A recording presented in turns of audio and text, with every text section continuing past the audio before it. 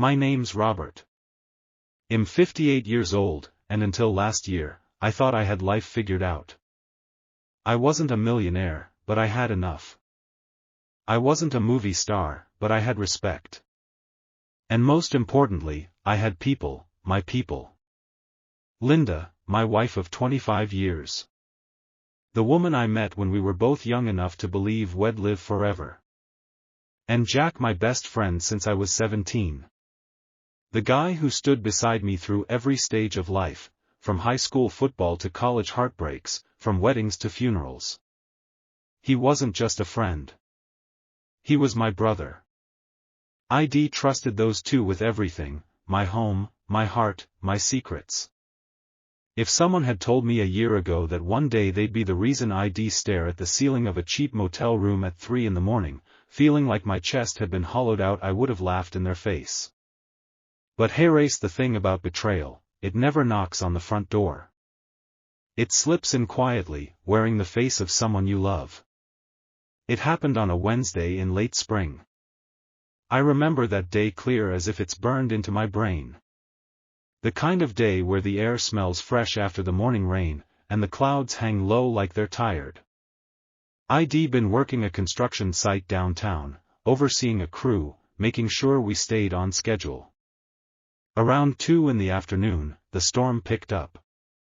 Heavy rain, wind strong enough to scatter plywood across the lot. The foreman called it for the day, told everyone to go home. I should have been happy about that. Most guys would. But me?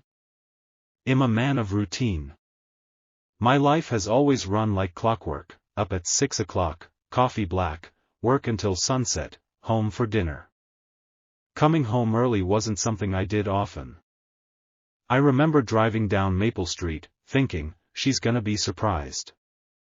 Maybe we'd have coffee together. Maybe I'd take her out for dinner. I pictured her smile when she'd see me walk in hours earlier than usual. When I pulled into the driveway, the house looked the same as always. Nothing out of place.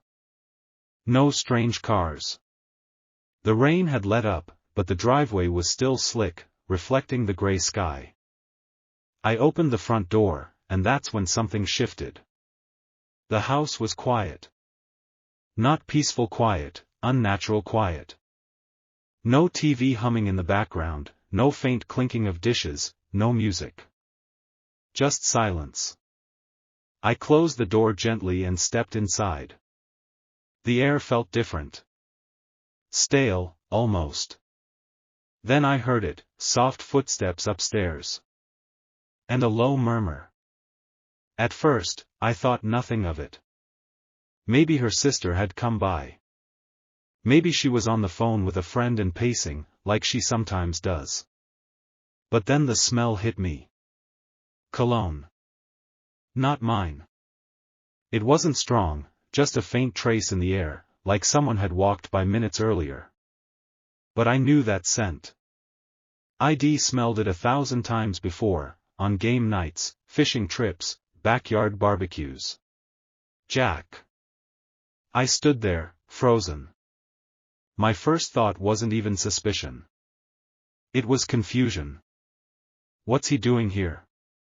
Sure, Jack had been over plenty of times without me, to borrow tools, to drop something off, to chat with Linda if she was outside gardening. But why was he upstairs? And why the hell did the hair on the back of my neck suddenly stand up? I started walking toward the staircase, my boots thudding softly on the hardwood. With each step, my heartbeat grew heavier, louder, until I could hear it in my ears. Halfway up, I heard it. Linda's laugh. It wasn't her everyday laugh. Not the one she used when she was watching a sitcom or talking to me about something funny that happened at work. This was softer. Intimate. The kind of laugh you share when someone's standing too close. And then, under it, Jack's voice. Low. Close. I stopped at the top of the stairs, my mind doing somersaults to find any explanation except the one that was becoming painfully obvious. I walked down the hallway, slow, almost afraid of what I'd see. Our bedroom door was half shut. Not enough to hide the sliver of movement inside. I pushed it open. And there they were. Two people I would have sworn on my life would never hurt me, sitting together on the edge of my bed. Linda's hair was messy, her cheeks flushed. Jack's shirt was half-buttoned. They both looked up at me in the same second, like deer caught in headlights. No one spoke for a moment. It was like the air in the room had turned to concrete. Jack was the first to break. "Rabbi," I didn't hear the rest. I wasn't even angry yet. I was numb. Like my body had shut down every emotion to keep me standing. I turned and walked away. Down the stairs. Out the door. Into my truck. The rain had started again, but I didn't notice. My hands were locked on the steering wheel so tight my knuckles went white. I drove, I don't even know where at first, until I ended up at a small, run-down motel outside of town. The room smelled like bleach and old smoke. The mattress sagged in the middle. I lay there fully dressed, staring at the ceiling, listening to the faint hum of a vending machine outside. That was the night I learned something about myself: I don't break in the moment. I plan. Because by sunrise, my mind had shifted from shock to strategy. I wasn't going to scream at them. I wasn't going to pack a bag and disappear. No. I was going to stay right where I was, and I was going to make them think they'd gotten away with it. Because the best kind of revenge is the one they never see coming. I didn't go home the next morning. Not right away. Instead, I sat in the parking lot of a 24-hour diner, nursing a cup of black coffee that tasted like burnt rubber, staring at the rain sliding down the windshield. When you've been married 25 years, you learn the little habits of the person you're with. Linda always wakes up at 6:30. She makes coffee, reads the news on her tablet, and checks her phone every few minutes. I pictured her doing all that, glancing at the empty side of the bed, wondering where I was. Part of me wanted to let her stew in it. Let her wonder if I'd left for good. But that wasn't the plan. The plan was to make her believe nothing had changed. If she thought she'd been caught, she'd get defensive, maybe even try to flip the blame. But if she thought I was still in the dark, she'd get careless. And careless people make mistakes. I went home around 9. She was in the kitchen, wearing her robe, hair pulled back, face pale. The moment she saw me, her mouth opened, but I cut her off. "Morning," I said, casual as I could. I set my keys on the counter and poured myself coffee. Her eyes searched my face, looking for a crack. "Where were you?" she asked. I gave her a small smile. "Storm kept me out. Didn't feel like driving all the way home last night, so I stayed near the site." A half-truth, always more believable than a lie. She hesitated, then nodded. "You should have called." "I know. My phone died." Another half-truth. The silence stretched between us. She fidgeted with the belt of her robe, then mumbled something about needing to run errands. I just nodded, sipping my coffee. Over the next few weeks, I became an actor in my own home. Smiling at the dinner table. Asking about her day. Pretending not to notice when she lingered on her phone a little too long, her thumbs flying across the screen before she tilted it away from me. And with Jack? I doubled down. Invited him over for beers. Watched the game with him like old times. Asked about his work, his family. Every time I looked him in the eye, I could see the flicker of guilt, but he mistook my calm for ignorance. That was good. That was what I wanted. My first step was subtle.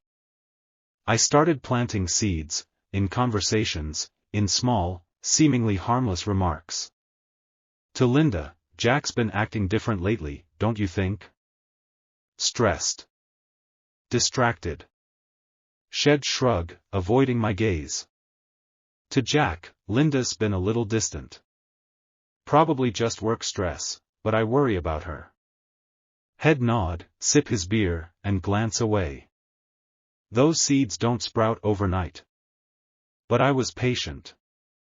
Meanwhile, I started keeping records. Every time Linda left the house unexpectedly. Every time Jack cancelled plans last minute. Times, dates, details. I wasn't sure yet exactly how I'd use it, but I knew the more I had, the better. I also started making small changes to our finances, nothing shed notice at first. A little extra cash moved into a separate account under my name. Assets shifted. Quiet withdrawals. If the day came when I needed to walk away, I'd be ready, and I'd make sure she got as little as possible. The hardest part? Sleeping beside her every night. She'd roll over, her hand brushing mine, like nothing had changed. Sometimes she'd kiss me goodnight. And every time, I'd have to fight the urge to pull away. I learned to compartmentalize. During the day, I was the same old Robert. At night, lying in the dark, I was the man planning the slow destruction of 2 lives. One evening, about a month in, she slipped up. She came home late, hair damp like she'd showered somewhere else. She smelled faintly of that same cologne. I didn't confront her. I just smiled and asked, "Good day?" She froze for half a second before answering, "Yeah, just a long meeting." It was almost too easy. Jack slipped too. We were at a bar one Friday night, and he had a couple too many. "Rob," he said, slurring slightly, "you know you're like a brother to me, right?" I clapped him on the shoulder, forcing a laugh. "Of course, buddy." But his eyes, glassy, uncertain, told me everything. By now, I had enough observations, enough small evidence, to start tightening the net. The thing about guilt? It makes people paranoid. And paranoia makes them turn on each other. That was going to be my next move, get them to start doubting each other. If I could make them believe the other was talking, the cracks would spread fast. I remember lying in bed that night, staring at the ceiling, thinking, you two have no idea what's coming. People think revenge is about big, explosive gestures, smashing things, screaming, public confrontations. That's not revenge. That's just giving them a show. Real revenge is slow. It's like rust. You let it settle in quietly, and before they realize it, the damage is already done. By the time 2 months had passed since I caught them, I'd already built a mental map of their habits. When Linda usually saw Jack. When Jack usually texted Linda. How long her errands lasted. Which days he suddenly had client meetings. They thought they were clever. They thought I was blind. And that's when I started my real game. It began with a simple text to Linda. Not from me, from a number she didn't recognize. It read, "You don't know me, but I'd be careful about Jack if I were you. He talks too much when he drinks." I sent it while sitting across from her at dinner. She read it, her face changing just slightly, enough for me to catch it. "Everything okay?" I asked, like I hadn't seen her phone light up. "Yeah. Just work," she said, sliding it face down. 2 days later, Jack got his own anonymous text, "Linda's been talking. You might want to watch what you tell her." These weren't accusations, just little sparks. Enough to make them second guess. I also began planting physical evidence. A receipt from a nice restaurant left where Linda would find it, with a date and time I knew Jack had been there with a woman, but not her. An unfamiliar lipstick smudge on a napkin left in Jack's truck, something I'd borrowed when he came by and I had a chance to slip it in. They didn't know what to believe. But they didn't confront me. They confronted each other.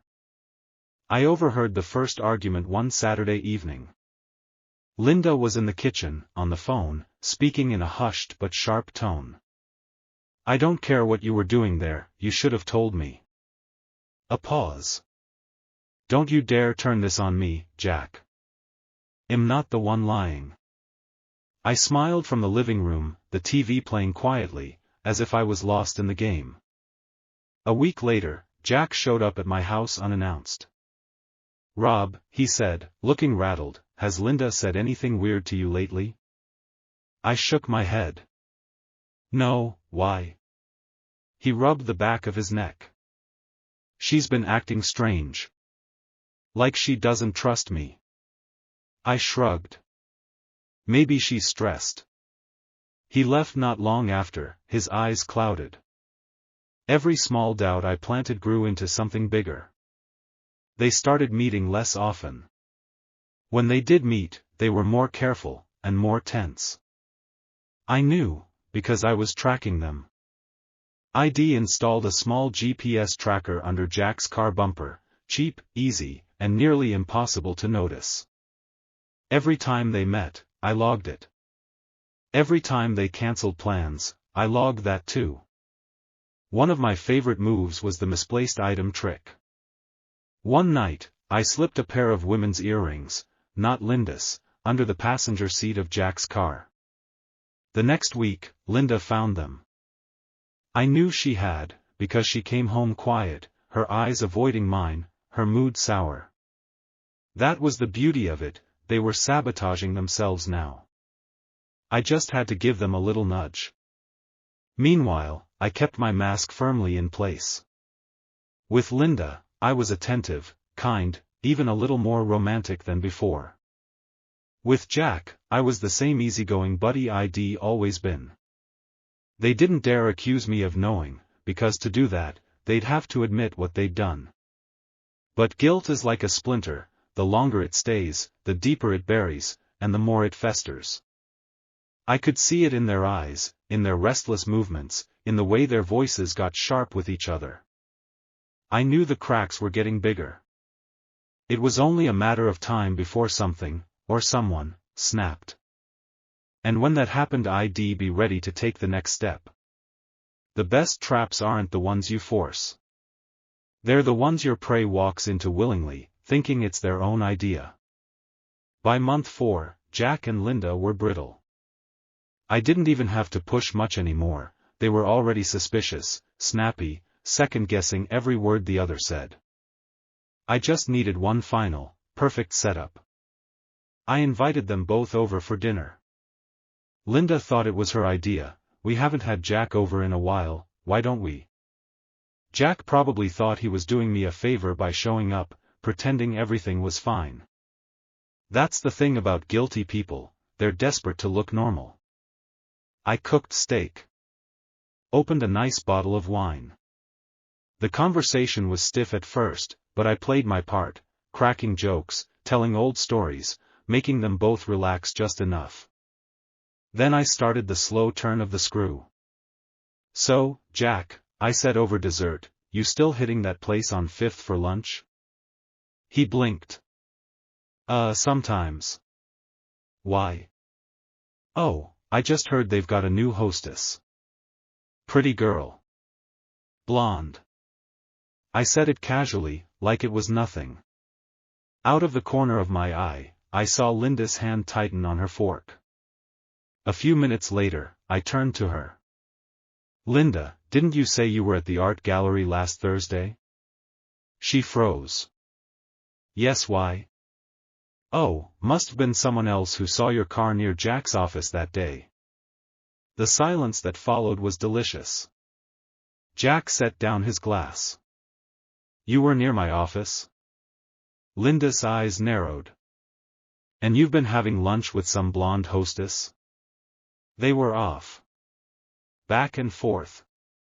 Accusations, denials, raised voices. I kept my face neutral, like I was just the awkward third party in a lover's quarrel I didn't understand. Inside, I was savoring every word. The argument spilled out past dinner. They moved into the living room, standing now, voices sharper. And then, the moment I'd been waiting for, Linda let something slip. Maybe I wouldn't have to check on you if you weren't so sloppy the last time we were together. Jack's head snapped toward me. She realized what she'd said too late. I leaned back in my chair, looked at both of them, and said quietly, "Last time you were together?" "That's interesting." The color drained from Jack's face. Linda stammered something about misunderstanding, but I didn't move, didn't blink. Just let the weight of the silence press down on them. They both started talking at once, over each other, scrambling to explain, to redirect blame. Jack tried to make it sound like it was just once, a long time ago. Linda claimed it was nothing, just a mistake. But the thing about panicked people is they talk too much. And in trying to save themselves, they confirmed everything I already knew. I didn't shout. I didn't throw them out. I just stood, collected the plates, and said, "You two should probably figure out your story before you talk to me again." And then I left the room. What they didn't know, what they still didn't know, was that I had recorded the entire evening. Every word. Every accusation. Every admission. It wasn't about having proof anymore.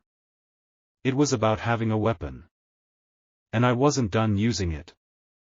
Some people think the best revenge is to move on.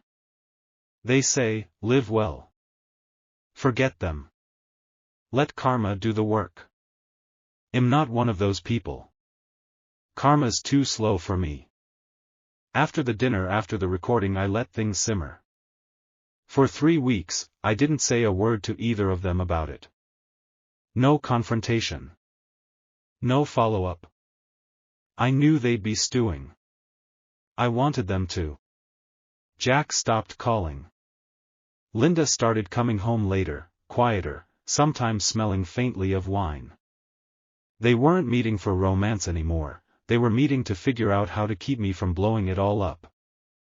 What they didn't realize was I had already set the next move in motion. I sent an anonymous package to Jack's wife. Yes, he was married too. Inside? A USB drive with the audio of that dinner, neatly labeled "for your ears only." And to make sure she listened, I included a single printed photo, Jack and Linda, taken from across the street, mid-embrace. Something I'd captured weeks earlier. The detonation was immediate. Jack's wife filed for divorce within days. She also happened to be the co-owner of his business, and when she pulled out, the financial hit nearly crippled him. Linda's turn came next. I took that same recording, trimmed it down to the juiciest parts, and sent it anonymously to her boss. Her job wasn't just a job, it was her image. Community events, charity galas, board meetings. Her boss didn't fire her outright, but she was encouraged to resign quietly to avoid embarrassment. Within a month, they'd both lost everything they'd been clinging to, the marriages, the comfort, the stability. And here's the cruel part, they still had each other, but now, without the secrecy, without the thrill, all that was left was the mess they'd made. From what Eve heard, they lasted maybe 6 more weeks before splitting. Turns out it's hard to love someone when all you see is the ruin you built together. As for me, I didn't scream. I didn't gloat. I just walked away. Sold the house. Took my share. Moved 2 states over. Every now and then, I get a text from an unknown number, probably Linda, maybe Jack. I never open them. They don't deserve my attention. You see, revenge isn't about making them hurt for a moment. It's about rearranging their whole future so that every step they take reminds them of the one mistake they can never undo. And me? I sleep just fine.